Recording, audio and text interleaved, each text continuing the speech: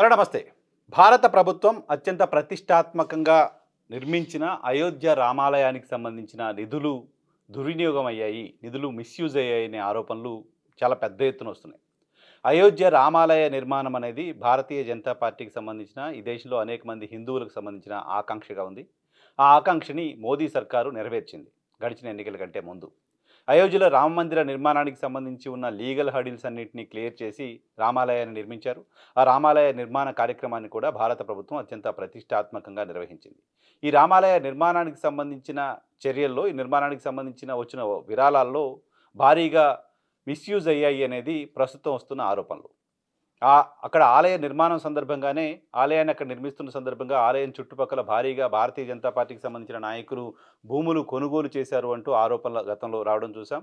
ఆ ఆరోపణలపైన పెద్దగా ప్రభుత్వాలు స్పందించిన పరిస్థితి లేదు. బట్ రాజకీయపరమైన ఆరోపణలు అయితే ఆ సందర్భంలో చూసాం. ఆలయానికి సమీపంలో భారీగా అధికార పార్టీకి సంబంధించి, ప్రధానంగా భారతీయ జనతా పార్టీకి సంబంధించిన నాయకులు భూములు కొనుగోలు చేశారనేది అప్పుడున్న ఆరోపణ. ఇప్పుడు తాజాగా వస్తున్న ఆరోపణ, ఆలయానికి సంబంధించి వచ్చిన ఆభరణాలు, నిధులు పెద్ద ఎత్తున దుర్వినియోగం చేశారు కొంతమంది అని. అయితే ఈ ఆరోపణలని కొద్ది రోజుల క్రితం సమాజ్వాదీ పార్టీ నేత, మాజీ ముఖ్యమంత్రి, యూపీ మాజీ ముఖ్యమంత్రి అఖిలేష్ యాదవ్ ఆయన తన సోషల్ మీడియా వేదికగా చెప్పారు. అయోధ్యలో భారీగా నిధులు దుర్వినియోగం జరిగాయి అని, దీనిపైన విచారణ జరిపించారంటూ కోరారు. ఆ తర్వాత విషయం వెలుగులోకి వచ్చింది ఏంటి అంటే, భారతీయ జనతా పార్టీకి సంబంధించిన, అయోధ్య ప్రాంతానికి సంబంధించిన భారతీయ జనతా పార్టీ అధికార ప్రతినిధిగా ఉన్న రజనీష్ సింగ్ అనే వ్యక్తి నేరుగా ప్రధానమంత్రి నరేంద్ర మోదీకి ఒక లేఖ రాశారు. ఆయన భారతీయ జనతా పార్టీకి సంబంధించిన నాయకుడిగా ఉన్నారు. ప్రధాని మోదీకి సంబంధించిన కాన్స్టిట్యున్సీ.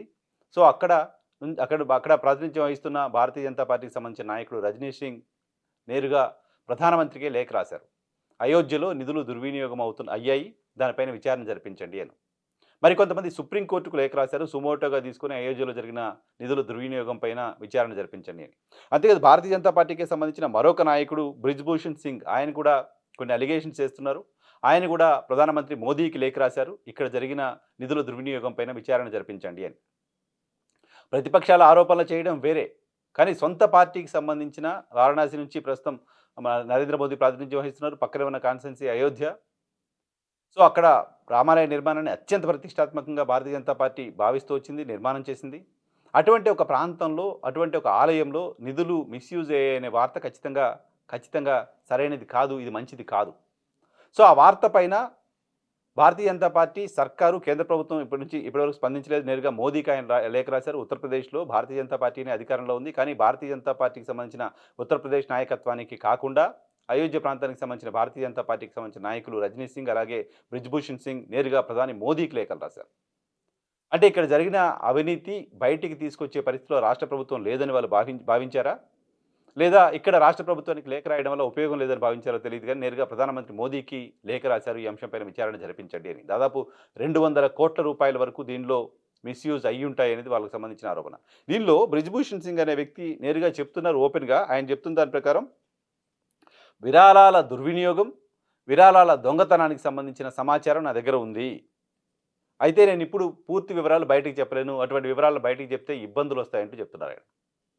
సో భారతీయ జనతా పార్టీకి సంబంధించిన నాయకుడు కన్ఫర్మ్ చేస్తున్నాడు, దొంగతనం జరిగింది, దొంగతనం ఎవరు చేశారు, ఏ రకంగా నిధులు మిస్‌యూజ్ అయ్యాయి, ఏ రకంగా దొంగతనం జరిగిందనే సమాచారం నా దగ్గర ఉంది. కానీ నేను ఆ సమాచారాన్ని ఇప్పుడు బయటికి పెడితే ఇబ్బందులు వస్తాయి కాబట్టి నేను బయట పెట్టలేను అనే విషయాన్ని చెప్తున్నారు. ఆయన నేరుగా ప్రధానమంత్రి మోదీకి లేఖ రాసి విచారణ జరిపించేటట్టు కోరారు. విచారణ జరిపించాల్సిన అవసరం ఎవరితో ఉందంటే సిబిఐ, ఈడీ లాంటి సంస్థలతో విచారణ జరిపించండి అంటూ ఆయన కోరడం చూసాం. అయితే ఉత్తరప్రదేశ్ ప్రభుత్వం దీనిపైన స్పందించింది. 3 సభ్యులతో ఒక స్పెషల్ ఇన్వెస్టిగేషన్ టీంని ఏర్పాటు చేసింది. ఆ 3 సభ్యుల టీం ప్రస్తుతం ఈ అంశంపైన విచారణ చేస్తామని చెప్తోంది. మరోవైపు ఈ ట్రస్ట్‌కు సంబంధించిన, అయోధ్య ఆలయానికి సంబంధించిన ట్రస్ట్‌కు సంబంధించిన వాళ్ళు అటువంటి అవకతవకలేమీ జరగలేదు అని చెప్తున్నారు. దీనిపైన ఇంటర్నల్ ఆడిట్ జరుగుతోంది అని చెప్తున్నారు. ఇటువంటి ఆరోపణలను పట్టించుకోవాల్సిన అవసరం లేదు అని చెప్తున్నారు. అయితే జనరల్‌గా వీటిపైన ప్రతిపక్షాలు ఆరోపణలు చేస్తే అధికార పార్టీయో లేకపోతే దాన్ని నిర్వహిస్తున్న వాళ్ళు ప్రతిపక్షాల ఆరోపణలు పట్టించుకోవాల్సిన అవసరం లేదు లాంటి స్టేట్మెంట్స్ చూస్తున్నాం. కానీ ఈ అంశంపైన నేరుగా ప్రధానమంత్రికి లేఖ రాసింది భారతీయ జనతా పార్టీకి సంబంధించిన నాయకులు. అంతేకాదు లేఖ రాసిన వాళ్ళు చోరీకి సంబంధించిన పూర్తి ఆధారాలు మా దగ్గర ఉన్నాయి, బయట పెడితే మాకు ఇబ్బందులు వస్తాయి కాబట్టి మేము బయట పెట్టట్లేదంటూ ఓపెన్‌గా వాళ్ళు చెప్తున్నారు. ఇటువంటి సందర్భంలో దీనిపైన విచారణ జరిపించి కోట్లాది మంది హిందువుల మనోభావాలని గౌరవించాల్సిన బాధ్యత కేంద్ర ప్రభుత్వం పైన ఉంది. అఖిలేష్ యాదవ్తో పాటు సిపిఎంకి సంబంధించిన సిపిఐకి సంబంధించిన నాయకులు డిమాండ్ చేస్తున్నారు. ఈ అంశంపైన స్వతంత్ర దర్యాప్తు జరిపించాల్సిన అవసరం ఉంది అని. వీళ్ళు చేస్తున్న డిమాండ్ ఈడీ, సిబిఐలు పూర్తిగా భారతీయ జనతా పార్టీ కంట్రోల్లో, కేంద్ర ప్రభుత్వం కనుసన్నల్లో పనిచేస్తున్నాయి కాబట్టి వాళ్ళతో విచారణ జరిపించడం వల్ల దోషులు ఎవరో బయటకు వచ్చే పరిస్థితి ఉండదు కాబట్టి సుప్రీంకోర్టు జడ్జి చేత స్వతంత్ర విచారణ జరిపించాల్సిన అవసరం ఉంది అనేది వాళ్ళు చేస్తున్న డిమాండ్. సో కేంద్ర ప్రభుత్వం ఇంకా స్పందించలేదు కానీ రాష్ట్ర ప్రభుత్వం వేసిన సిట్ ప్రస్తుతం విచారణ జరుపుతుంది. రాష్ట్ర ప్రభుత్వం వేసిన సిట్ పైన ప్రతిపక్షాల సంగతి పక్కన పెడితే సొంత భారతీయ జనతా పార్టీకి సంబంధించిన నాయకులు కూడా నమ్మకం లేని పరిస్థితుల్లో ఆ సిట్ ఏం తెలుస్తుందో ప్రస్తుతం చూడాల్సి ఉంది. అయితే ఈ అంశం పైన ప్రాపర్గా కేంద్రం స్పందించకపోతే, ప్రాపర్గా దోషులు ఎవరో తేల్చకపోతే దీనివల్ల నష్టం జరుగుతుందనో లేకపోతే ఇది మనకు రాజకీయంగా ఇబ్బంది కలిగిస్తుందనో దీన్ని పక్కన పెట్టే ప్రయత్నం మసిపూసి మారేడికాయ చేసే ప్రయత్నం చేస్తే అది రాజకీయంగా మరింత నష్టం చేస్తుంది. ఒక దేవుడి ఆలయానికి సంబంధించి దేశవ్యాప్తంగా ఉన్న కోట్లాది మంది హిందువులు ఇచ్చిన కానుకలు మిస్యూజ్ అయ్యాయి. ఇలాంటి వార్తని సీరియస్గా తీసుకోవాల్సిన అవసరం ఉంది. ఇది భారతీయ జనతా పార్టీ, కేంద్ర ప్రభుత్వం, రాష్ట్ర ప్రభుత్వం కలిసి ఆ నిధులు కొట్టేయడానికి ప్లాన్ చేశారని ఎవరు అనుకోరు. కేంద్ర ప్రభుత్వానికి ప్రమేయం ఉంటుందని ఎవరు అనుకోరు. రాష్ట్ర ప్రభుత్వానికి ప్రమేయం ఉంటుందని ఎవరు అనుకోరు. ఎక్కడైనా సంపద పోగైనప్పుడు కొంతమంది తయారవుతుంటారు చోరీ చేయడానికో, దుర్వినియోగం చేయడానికో. దానికి పార్టీలతో సంబంధం లేదు. ఏ పార్టీకి సంబంధించిన వాళ్ళైనా, పార్టీలో అయినా, ఏ పార్టీకి సంబంధించిన వాళ్ళకైనా మనం క్లీన్ చీట్ ఇవ్వలేం.